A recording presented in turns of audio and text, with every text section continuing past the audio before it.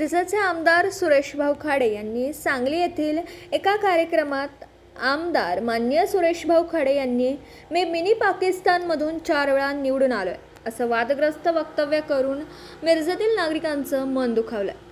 त्या संदर्भात आज महाराणा प्रताप चौक मिरज येथे त्यांचा जाहीर निषेध व्यक्त करण्यात आला। यावेळी जमीर संधी युथ फाउंडेशन महाराष्ट्र राज्याचे संस्थापक अध्यक्ष जमीर संधी यांच्या उपस्थितीत रमजान मुलानी, शांतीनाथ पाटील, सचिन शिरढोणे, इम्रान आलासे, सरदार मुलानी, नजीर मुजावर, कैफ पटेल, सद्दाम खान, मुजफ्फर बिजापुरे, अरबाज कुरणे, नदीम शेख, जाफर मुल्ला, अय्याज मुजावर, दस्तगीर मुजावर, जमीर संधी युथ फाउंडेशनचे सर्व सदस्य यावेळी उपस्थित होते। काल आपले विद्यमान आमदार सुरेशभाऊ खाडे यांनी काल जे मिनी पाकिस्तानमधून मी 4 वेळा निवडून आलो आहे असं जे बेताल वक्तव्य करून जे मिरजकरांची जे मनं दुखावले आहेत त्यासाठी प्रथमतः त्यांचा जाहीर निषेध करतो। मी मिरजेमध्ये विकासाची कामं न करता रस्त्याची कामं कित्येक वर्ष हे आहेत, 4 वर्षात एकही विकास काय आपल्या मिरजेचा झालेला नाही आहे आणि असली वक्तव्य करून